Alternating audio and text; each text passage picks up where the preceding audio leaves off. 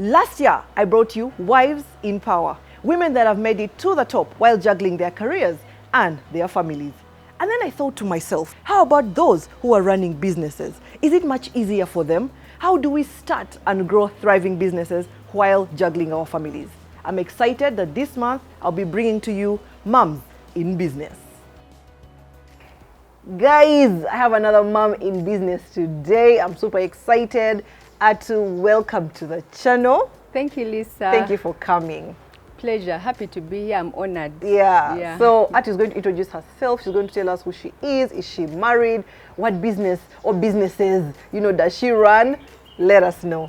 Okay. My name is Atukunda Tugume. I'm married to Awa Nelson Tugume. Yeah. All the time. I have 4 children from 10 years to 3 years. Yeah, and I've been blessed. Yeah, we have, I work with him. We have a number of businesses. And yeah, I'll tell you more about it. Yeah. All right. So, I get people asking, moms asking, what business should I run? Where do I even get money? And all that. And I just want to hear your journey of how you started, your different businesses, so they could learn a thing or two. How I started business, I got married about 13 years ago. So I started business with my business partner, my husband. Yeah. We started selling cars. At that point, business was booming. Internet wasn't as known as now, so we'd import cars, they'd come in until they changed the tariffs and how we pay taxes. Yeah. It became a bit hectic. So we're like, you know what, we have to change business quickly before. Yeah, so we learned that we need to know when to change as soon as possible. When you see things going down, you change quickly. Yeah, so we changed. Then we did a show called Inspire Africa, where we were teaching young entrepreneurs how to do business. We'd give a number of people. There were about 24 people from 5 different countries. We'd give them different tasks, and they would sell things. So they were learning how selling skills, marketing, and all that. But that was a project which also ended. As soon as I got a job, I found out that I was pregnant, and I wanted to be able to have time with my children. Yeah, at that point I had 2 children, and when I found I was pregnant, I was like, okay, we need to look for a business, and I started working somehow. My husband was also working somewhere else. Yeah, so at some point we were at a dinner with my husband, we were at a restaurant, and it wasn't doing so well. I was like, if I could take over this place, I think I can make it work. Yeah. And at that point, my husband was also into coffee, so I was like, since he knows about coffee, I know about restaurant business, why don't we start up a restaurant? We talked to the owner. Apparently they wanted to close, so we took up the business. Oh, wow. Yeah, we didn't have much capital, but it was that transition of someone wants to leave and you're like, I can take up this place and we shall be paying slowly. Yeah, and we had some savings. So we started the business. It went booming, it went well. We got contracts where we're serving food daily. And we made sure that it kept working out. So we're like, okay, since this is working really well, let's continue into coffee. Because he's passionate about coffee. I'm also passionate about people and finances and all that. We're like, okay, let's do this. Let's merge. Yeah, let's merge. So we decided to do Inspire Africa Coffee. It's a restaurant. We also sell coffee. So we're like, okay, let's do from crop to cup. So we do the farming, the whole process, because in the village there are some farms. We do the farming, then the whole process of roasting to the cup where you take an espresso. Then we're like, okay, if you can't grow it, at least you drink it. If you can't drink it, then you smear it on your body. So we also do coffee beauty products. Oh, wow, guys. Yeah, are you hearing? And by the way, we are at the beautiful Coffee City here on Tinder. What's this road called? Buafu Road. Next to UNEB office. Next to UNEB. Please, if you want to taste some good coffee, come here. All right.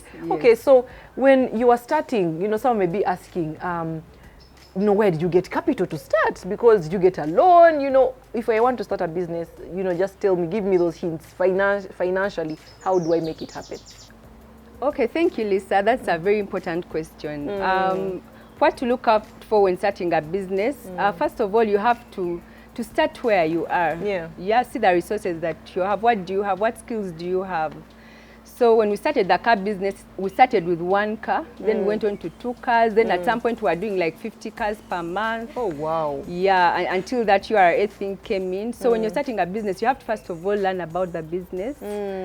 Try to get as much knowledge as you can. There are always, right now there is information everywhere on social media. There are people who are willing to help if you ask. They are willing to help. Like if someone came to me and asked me about, say, the restaurant business, I would be happy to help, because I wouldn't want them to start from where I started. Wow. Yeah, so you should be quick to get knowledge, get skills, trust God to guide you, because there are sometimes you don't know what to do and you're like, you know what? Yeah, I can do all things through Christ who strengthens me. So I do a lot of affirmations. So you should be your best encourager.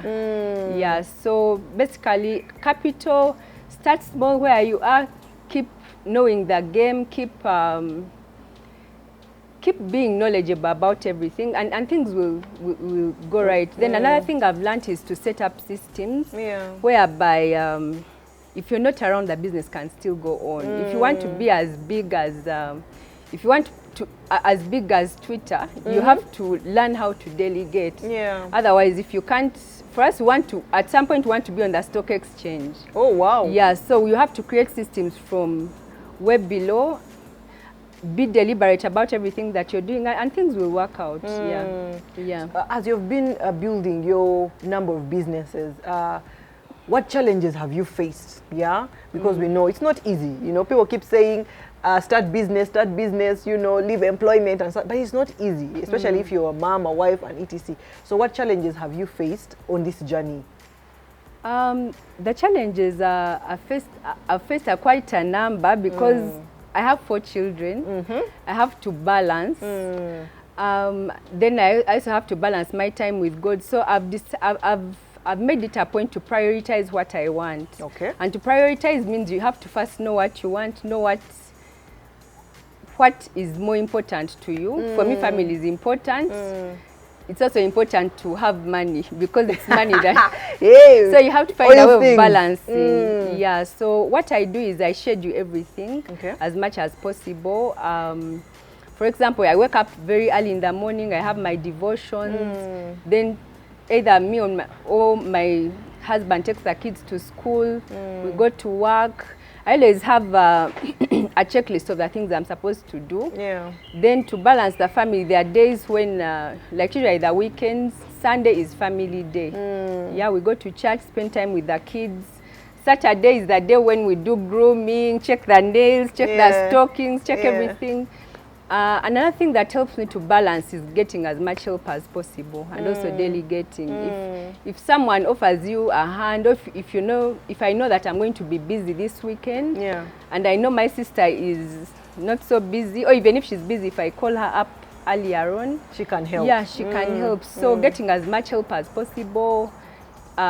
Teaching people like me, I train my nanny how to do a lot of things. Like you trust her, you skill her. And also, I've learned it's good to know what your people that you work with, it's good to know their visions, so that you also support them. Yeah, so if I know that, for example, my nanny, I know she wants to start up her own restaurant later. So at home, she learns as much as possible. Sometimes I even bring her to work. Or if we have a function, I take a chef back home and I'm like, you have to teach her this. So she's also passionate about what she does. First, wait, guys, are you listening? Yeah.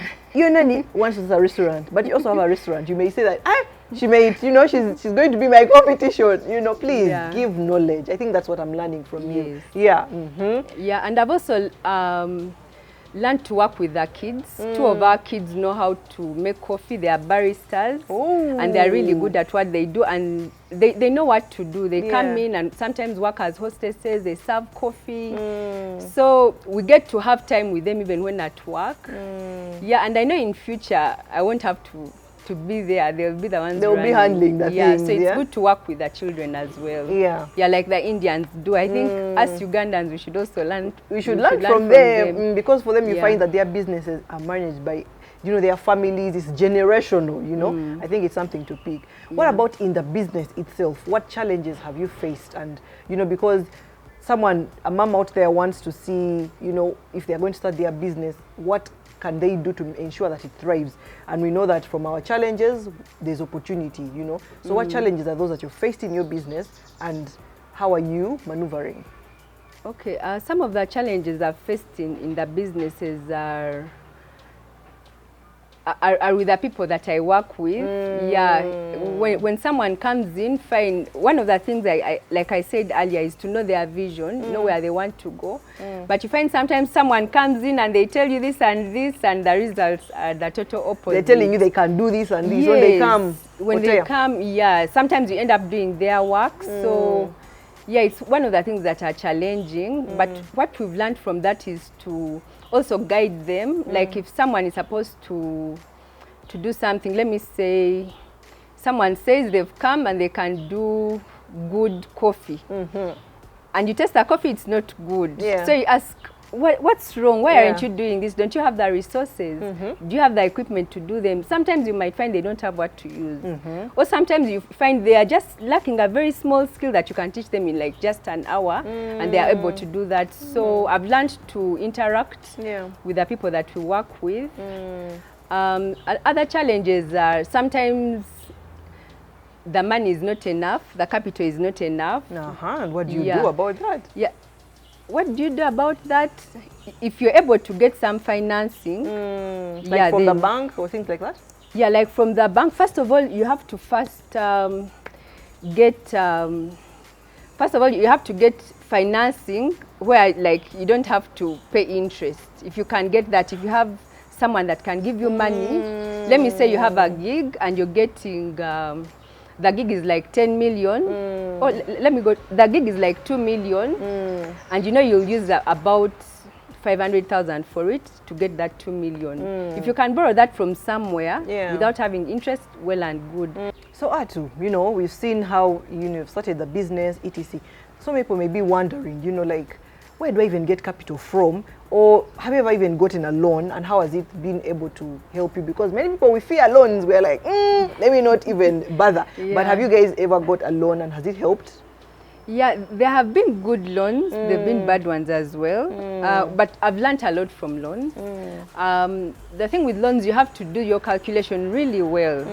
Yeah, you have to do your calculation really well. Let me give an example. If you get a loan and you're supposed to say pay 1 million per month, that means that your profit, the income that you get should be way more than 1 million. Don't get a loan where you pay 1 million, you're supposed to pay the loan 1 million, and yet you get 800,000 and you have to top it from a different business. No, that's not right. I've understood that the good loans are where there are good loans and bad loans. I've come to learn that. So if you're investing it in a business where you're making at least 5 million, let me say like a profit of 5 million, and the loan is like less than that, then that's a better thing to do. But you should also ask yourself, what if things go bad? Like this whole COVID season, most people who had loans, their properties were taken. So you should always have a plan B. If things don't go as planned, then you should be able to probably have an asset or have another business which can help the other one. And then about loans, I've also learned to take advantage of opportunities as much as possible. If there is a gig somewhere, if there is a festival somewhere, that's usually the time to make quick money. For us, we are into the food industry. However small the money is, you go for it. Because we've gone for some festivals. Here we sell coffee at 10,000, though we also sell coffee at 2,000. We have tricycles, mobile coffee shops where we sell coffee at a lower price. So we try to take advantage of every single opportunity that comes. Yes, to make money, and then you repay off as much as possible. And I've also learned not to touch the capital. It's very important not to touch mixing your capital. Yeah, if you know at least you need a minimum of amount X per week, don't touch it. Don't use it to go out on your birthday or something. Yeah, no, we have to eat the money. Yeah, you have to balance. It's good to balance. Eat your money, but work for it first. Yeah. Yeah. Like make sure that, you know, if you're investing, first invest, focus, you know, have a goal, you know. Yeah. Do you guys have goals, and how do you ensure that you stick with them? Do you have different accounts? You know, how does it even work? Okay, we do different businesses, so we have different accounts for different things. Yeah, so we have the beauty parlor. Okay, let me talk about Coffee City. Coffee City is a coffee hub about different things. We have a coffee gift shop, a restaurant, a beauty parlor. We roast coffee here. Wow. So we have different accounts for the different things. And that way we are able to monitor that this business is doing well. Not mixing and you're like, not mixing and you're not able to know whether you're making profit or not. Okay, yeah. all right. Yeah, I'm an accountant, so I'm able to know the whole process from the time. Let me give an example. If someone wants African tea, you should be able to compute how much milk came in, how many cups of coffee have come out. Let me say for coffee, for every 1 kilo of coffee, we make 120 cups of coffee. That's if it's a single. So when someone requests for more coffee, we should be able to track it in the system that this is what has gone. Systems help a lot. I like that detail. And you know, she mentioned they want to list on the stock exchange. So if you want to have a big dream, you have to understand even the little nitty-gritties that happen in the business. And I think that's very key. So as you've been growing, how long have you been in this business of coffee? 6 years. 6 years. You've been in this business for 6 years. You're a wife. You're a mother. Yes. How are you juggling the two? You know, because sometimes we can lose track. We can drop balls. Yeah, I like what you've said. Balls. There are balls which are made of glass, and they can't bounce back. And those, for me, that's family. My husband is my first baby. Oh, but I'm clap for that one. Yes. Yeah, so I have to make sure I have time for him. I have time for my children. I have time for my God. Yeah, I have to make sure. How do I do this? Like I said earlier, I prioritize. Yeah, if I know this next week I'm going to be busy, I'm not going to be say in the country, then I'll compensate for it earlier. If I have help, I use me and Bambi. I really use help. You allow the help to help. Allow the help to come in. Yeah, because sometimes you can't do everything, and also to communicate. It's good to communicate like with a spouse. Yeah, so that you both know what you love. You love languages, you know what works for this person, what works for the other.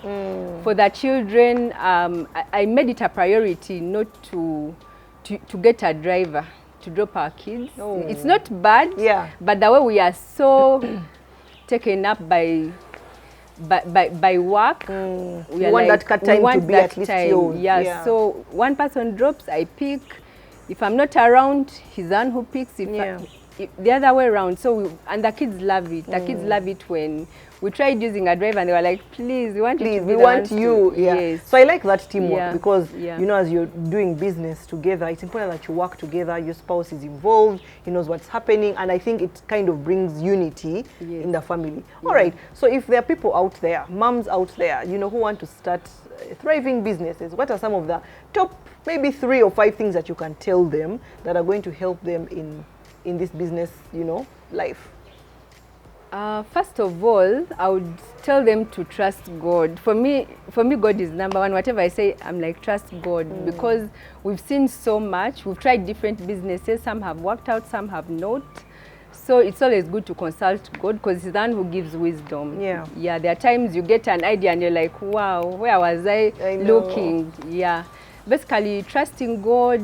Another thing I would say would be to invest a lot in yourself in terms of knowledge. It's good to be knowledgeable. I try to, right now there's a mentorship class that I'm doing, a business mentorship class, because I want to learn how to grow my business, make it better and you're not complacent. We can start businesses, always learning. Always learning and also teaching others. I'm passionate about teaching women, especially young married women. I want them to continue thriving at what they do. Even when they get married, they shouldn't be like, I'm married, I shouldn't work. Let me just sit. Yes, I want women to thrive at everything that they do. Yeah. Yeah, so basically to be knowledgeable as much as possible, to invest your time in the business. It's very important to be there in the business, especially when it's starting. Find delegate, do all that, but also be there. Yeah. Be there, keep checking on the business. Yeah, basically for me that's, and also balance. Learn how to balance your work and your life. And your life. Yeah, because once in a while, I need a breather. Yeah, there are times so much is happening and I just have to take time off, and I'm like, today I'm alone time. Alone time. So that I re-energize, I fill my cup, and I'll be able to pour into others. Yes. That's amazing. Guys, these are things I've picked, you know. Delegate, don't try to do everything at once, Have a team, like, you know, teamwork, invest in people, because you're teaching others. Don't keep the knowledge. And then keep learning in your business, and believe in yourself, you know. She mentioned start from where you are, save that money, you know, and start a business. And for me, have a goal. Their dream is to list on the stock exchange. Guys, if you don't have a goal, then you'll just be working for, you know. Thank you, Atu, for all the nuggets you've shared. You too. Guys, I've learned a lot. Let us know in the comment section, you know. Atu is passionate about mentoring people. Ask her a question in the comment. She might respond, My name is Lisa Kusima, and I'm here to inspire.